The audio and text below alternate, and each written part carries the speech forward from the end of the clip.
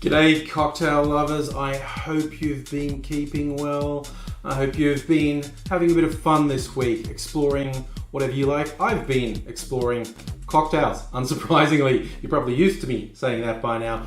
But I was looking for an idea, an inspiration, what shall I do?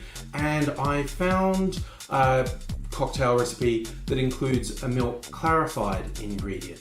Now, if you've watched a few of my videos, you probably will have seen I've done quite a few milk clarified cocktails. This one was slightly different, and the framing of it was quite different. It was on the Difford's Guide website, which I use a lot, and I'm going to have to refer to my cheat sheet a few times while I do this, so I apologise if I look away occasionally. But there was a special feature on the Difford's site, a glassware company called Libby's, which bar staff would probably be quite familiar with. They wanted to do a promotional thing, and so they got a few bartenders of note about and said, we want you to do what we're going to call a flashback.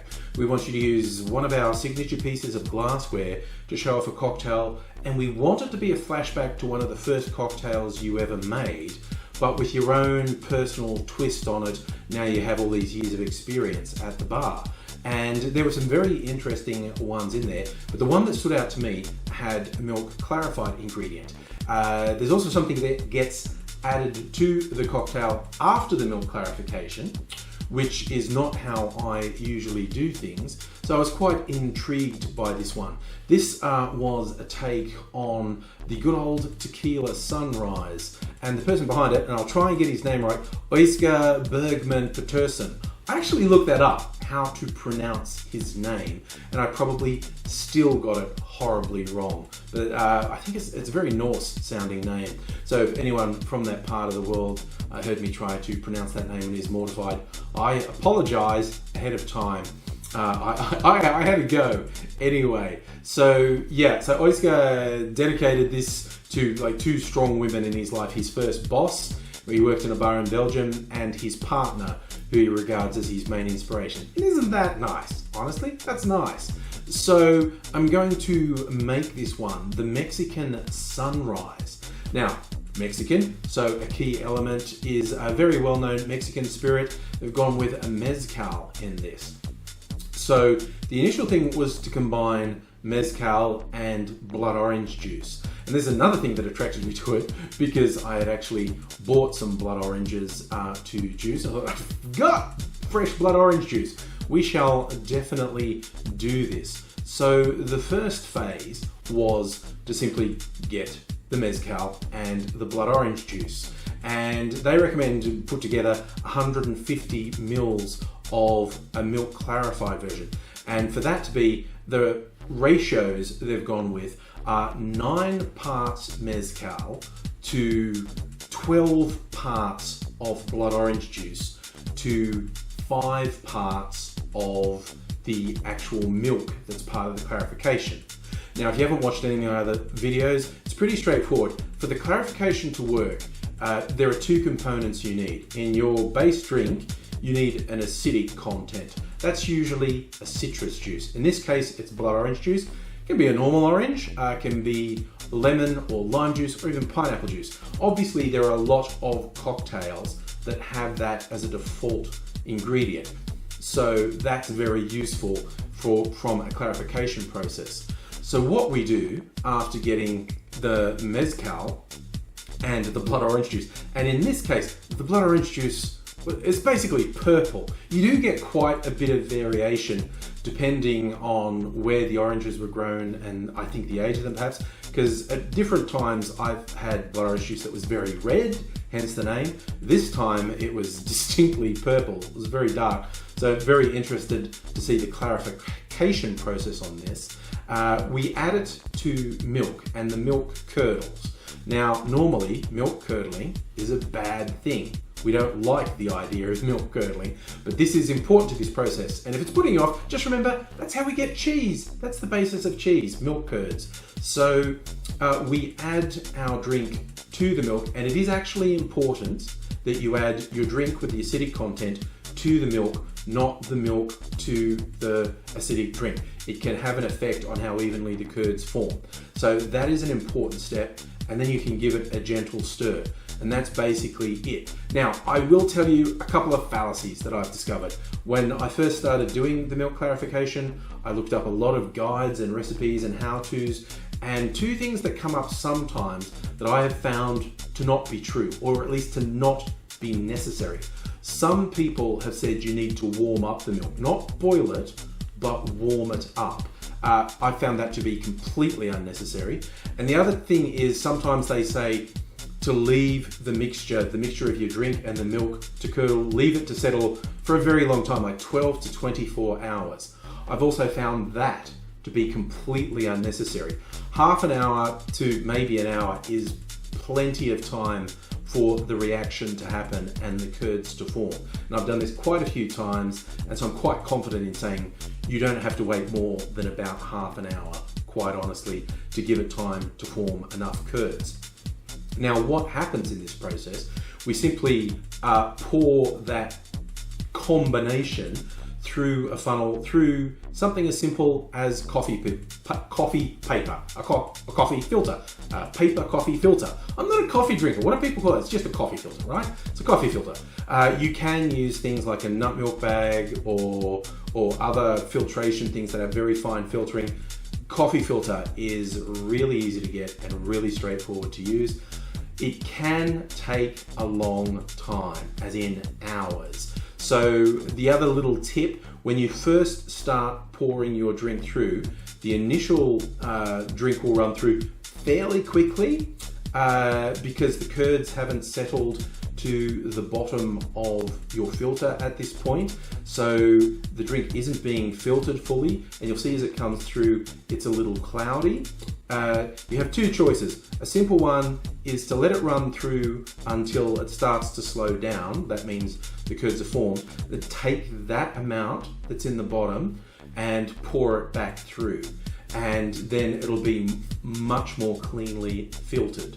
The other alternative is simply to do the entire process twice. That will take longer, and if you've got the hours to set through, and I also thought that's why I do this at the end of the week. This can be like a project for the weekend, because you do have to set aside, in often cases, several hours to get this done. Sometimes much longer. Sometimes you do need to leave it filtering overnight. So there's a bit of prep time involved, and so just to make it worthwhile, I made enough for more than one drink in this.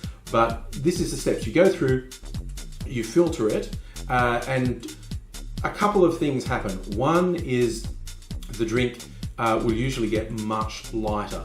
Like I've made a lot with brown spirits, whiskies, brandies, rums, etc. And what comes out the other end tends to be a shade of yellow, somewhere from yellow to orange, depending. But essentially a lot of the color gets filtered out. And also the harsh edges of the drink get filtered out as well. The drink tends to still have the flavors in there, but it's softer. So there's often non-alcoholic content in the punches like black tea, and the process takes the tannins out of the tea as well and makes the flavor much milder. There's still a tea flavor there, but it's much softer. So it does interesting things visually, it does interesting things to taste, and it also changes the viscosity of the drink because the milk separates into curds and whey. The curds do the filtering. The whey is actually added to your drink. So your drink is diluted by the whey. So don't be shy about putting, I guess, extra booze in your drink as well, because it's going to get diluted anyway. And the whey is thicker than water, so you get this really lovely silky viscosity to the drink. So it's interesting both visually when you pour it over ice or into a glass, and you feel the difference, mouthfeel, as people like to say. So this drink, we've gone with just mezcal and blood orange, getting milk clarified, and this is what we ended up with. First thing I'm going to say is this was a big surprise to me. This is still very dark. I expected it to be much lighter. Like I expected it to be quite a pale pink, and it's still a very rich red, which just goes to show the blood orange juice has very strong coloring in it. It is lighter, like the blood orange juice was an almost opaque purple. It was very dark. but I'm a little surprised at the color that went in. Now, the only other thing we're adding to this drink is a red Italian aperitivo. The recipe I saw said to use my nemesis, dare I even say its name, Campari, okay? It's Campari. I don't like Campari, it's too bitter. But if you like Campari, by all means, use Campari. 25 mils of Campari being added to the 150 mils of your milk clarified concoction. That's more than 150 mils. Like I said, if I was going to spend hours doing this, I wanted to make a couple of drinks out of it. So I'm going to add the, in my case, Aperol to this, and then pour it into a tall glass. Unsurprisingly, red Aperol means I've still got a red drink. And here we go. It's a highball.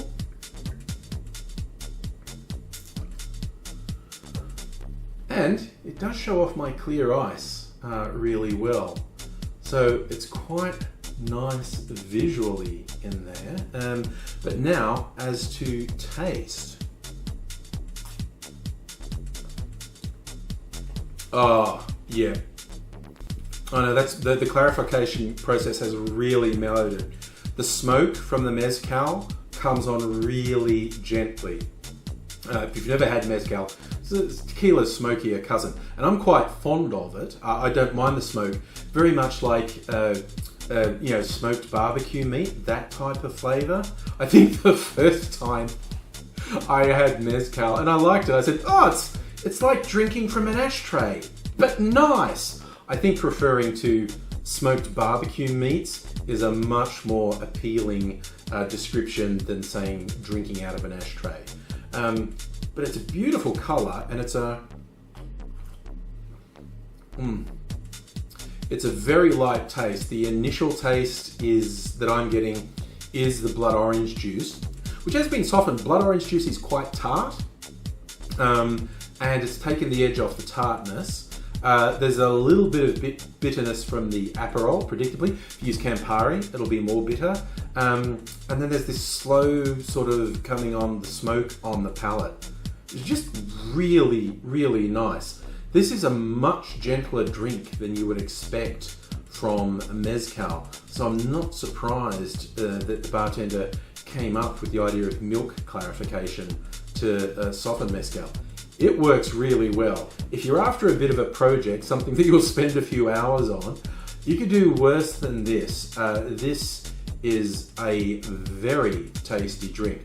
I would hasten to add, if you were doing milk clarification with something like lemon juice or lime juice, you would use far less. Like, this has more blood orange juice than anything else. But blood orange juice is something you just drink. You don't just drink a glass of lemon juice or lime juice. So if you're using lemon or lime in a milk clarified drink, you would use far less of it. You look back through my back catalogue to see some of the milk clarified cocktails I made.